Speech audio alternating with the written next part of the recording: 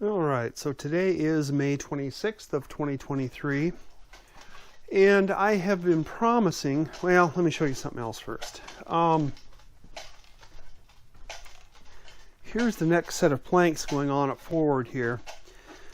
And you may be able to notice they're a little different. They're all tapered. All four of them I've got tapers on them. They're significantly wider at the bottom than they are at the top.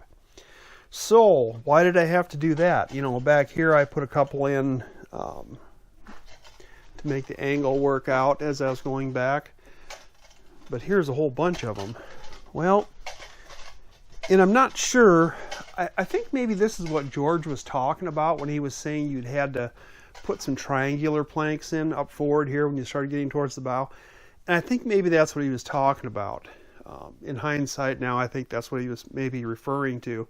I was thinking maybe he meant just to fit the last few planks in up here, he maybe had to cut triangular ones. And maybe that's what he was talking about. I'm not sure. But the problem I've got here now, when you make this has to be a straight line or a plane that's to meet from the chine down across these stringers into this notch here of the rabbet in the keel. And you have to have these all work out so that when you come down here, the board sits in a flat line between all these points. Well, and that's fine through most of the boat, but you start getting up here with this angle, with this 15-degree angle now, what starts happening is this here. You see that, how the board would want to land way up above the chine or above the rabbet. If you put it down in there, well, now we're sitting way off the stringers, and that doesn't work. So what has to happen here is, because the boat was designed this way, it has to lay perpendicular to the keel, because that's the way everything was designed, was to be perpendicular to the keel. So to get that to work, we're going to have to straighten these planks out here. We're going to have them perpendicular to the keel as opposed to angled back 15 degrees. So I'm starting to straighten those out now and get that done before I get too seriously out of whack here. So the next 4 planks that are going in, they're going in up to here and then up to here. That'll straighten it out more or less. Maybe 2 more planks I'll need to do to cut taper to get it put perfectly straightened by the time we get to here. And then we should be good to go the rest of the way forward. So that's what the deal is there. I wasn't expecting that. I hadn't thought about it. I guess maybe that's something I should have thought about or should have known, but I didn't. So anyway, now we're dealing with it. And now that we've got that figured out, we can start doing that on the other side too, maybe even a little sooner, or when you have to. I mean, the situation's going to start popping its head up a little. It'll happen before you get to that point. You'll notice it before you get to that point. Because what I'm doing is I'm going ahead and laying a straight edge along here, 4 or 5 feet ahead of me all the time, and making sure that these are all good. And if something needs sanded down or planed down just a little bit more, you do it then. But my lumber came in early. The rest of my lumber is here. I decided not to try to unload it just yet. Get this stuff used up, and then we'll get that new batch of lumber brought in here.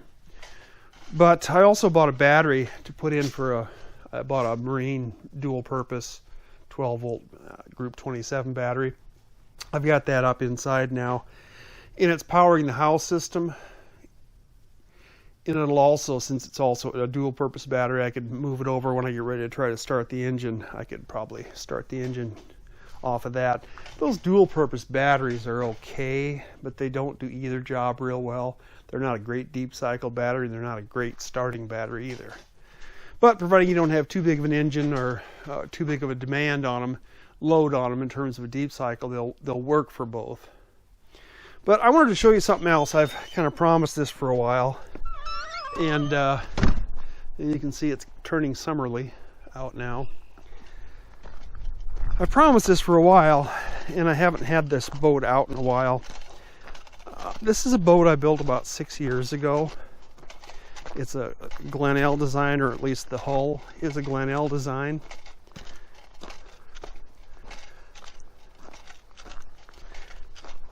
And then everything topside's kind of I put on as I saw fit.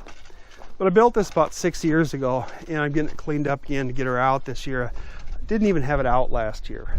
My two friends that used to spend most of my time boating with both died in the last 2 years. So I haven't had anybody to go boating with. So anyway, but I'm going to take it out even by myself if I have to. But I got a 90 horse Yamaha on here, and it moves it just fine, you know, 28 mile an hour, so it was about the top end. But it gets up on plane nice and quick.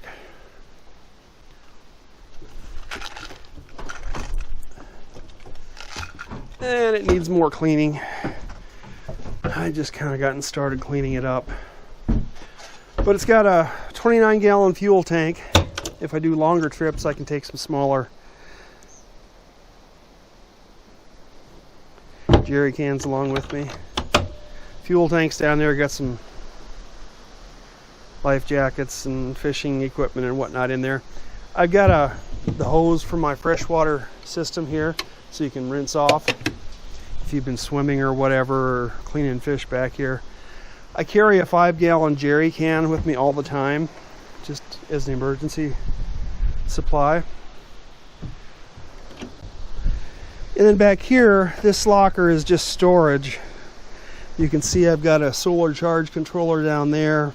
Some wiring comes in, circuit breaker here. My battery selector is here.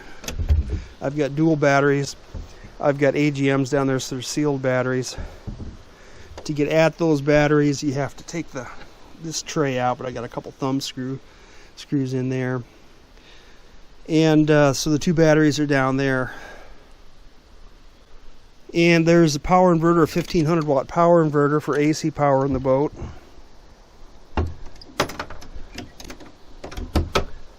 Got a couple rod holders, and actually works pretty well. You can just sit back here and, you know, for fishing even, although it's, you know, not intended as a fishing boat.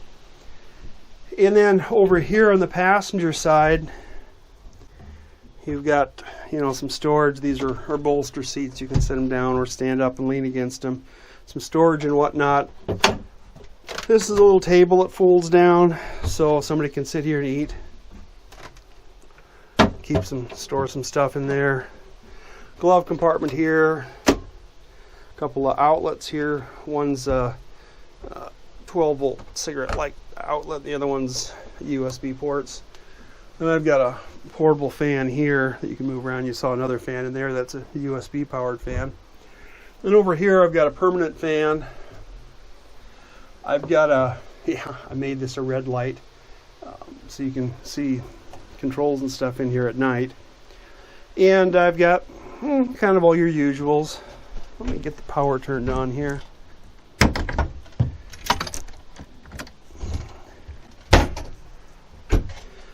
And there you can see I got a little mini panel here. This is a fused panel. It's got, again, a USB port and a cigarette lighter plug. Running lights, anchor light, foredeck light, a USB socket in the electronics, which is the Garmin here. I've got trim tabs on it, which I absolutely need, or I would have had to have redone the stern there to, you know. But anyway, the trim tabs work great. I've got a little winch, anchor winch, windlass, I guess, I don't know, windlass I guess it is. It's a little mini, it's fishing type of job. You wouldn't go out and anchor out overnight on it. But it works fine. And again, if you're by yourself, it's handy because you can self-launch it. And then we've got a speedometer, GPS speedometer, odometer, fuel tank, fuel gauge, tack. This is my battery indicator. It runs through an amp meter. Bilge pump, radio. Got another handheld radio here. And then going forward, I've got some lights in here. I've got some lights in here, and then a fan here. You can see my little switches there, but normally I have just some carpets that I throw down on the floor in here. Something a little softer to walk on. But I got some scuba gear in here. My scuba set. Got a little table that folds up. Sink, a 12-volt refrigerator freezer. A little bit of storage down there. Of course, there's storage under this settee here, which also is a pretty decent sleeper. And I got a microwave oven, a couple cabinets there for miscellaneous odds and ends, food mostly. I've got a little gas butane cooktop that I keep in here too. You can take out outside, and I wouldn't run it in here. A couple of opening port lights. Yeah, I've got a water system, of course, just a little one. 9-gallon water tank is up there. Sink is here. Then there's that fresh water washed out in back. I've got a portable toilet that I slide in under that passenger seat out there. So, yeah, normally at night you just have these kind of accent lights on, and it's plenty of light in here. I carry my tablet with me normally. Got a bunch of movies and stuff on a USB stick. A couple AC outlets in here. I don't know what else. There's all my documentation for all the electronics and engine and everything else in up here too. Oh, and there's a hatch there that goes outside, which I can get out all right, but not everybody can. So, yeah. There's another 12-volt outlet there for plugging in the refrigerator. And there's another one here with USB power supply on it. These are screens for the port lights, which come in handy at times. I've got a screen for that up there. That's right here. There's a screen that covers that. I've also got screens for these windows here. And these were, nothing special, just 1/8-inch plexiglass in tracks. But it works all right. Never had any issues with them. Down here, I've got storage below deck. And I normally I got my scuba tanks down there, dive flag. I got my rod holder and some rods in there. This is a cot. If you're overnighting, you can put a cot. You can put a cot back here. And then I've got a curtain that comes up and goes down to the floor level here. And it's got a window cut out back here so you can see behind you. It's amazing how often that is useful. You're out in colder weather or nasty weather or whatever. But then that curtain also, you can snap it down along here, or you can unsnap this, leave it snapped up here, and you stretch it back here, and it snaps and attaches back here to form kind of a tent back here. So you've got that canvas going back this way. That way if somebody's sleeping back here, they don't get dew on them, or might get some rain on them from the sides, but it wouldn't be too bad. But yeah, I built this boat, I don't know, 6 years ago, I guess. And it's done just fine. It's kind of a light boat. The hull and everything is pretty light. And it's got a lot of surface area up here, it's got a lot of windage. So it is a little tough on windy days, docking and whatnot. But it's not too bad. Yeah, got some marker floats, buoys, floats, whatever you want to call them. Some lights, and up here I got a knife, and what all else do we have in here? Binoculars. There's a dive reel with some lights. There's some more power outlets. There's the dog. Archie! What you doing, buddy? But yeah, it's I've been promising to show this boat quite a while now on my videos. I've mentioned it a couple of times, and I've never actually got around to showing it. And now that I've got it out, I figured I might as well show you. See, you can look at this and kind of get an idea of what, you know, I plan to do with the other boat. I mean, I'll finish the other boat a little better than this one even. I got in kind of a hurry in here too, and I didn't do a really good job of finishing, but you kind of get an idea. It's functional. It looks okay. It's not glitzy. It's not glamorous, but it's certainly functional. So anyway, that's my little update, and then a bonus video here of this Glen L. What do they call it? A cabin skiff 20 feet. I actually stretched it just a little bit, so it's a hair over 20 feet. But yeah, okay, that'll be it for today.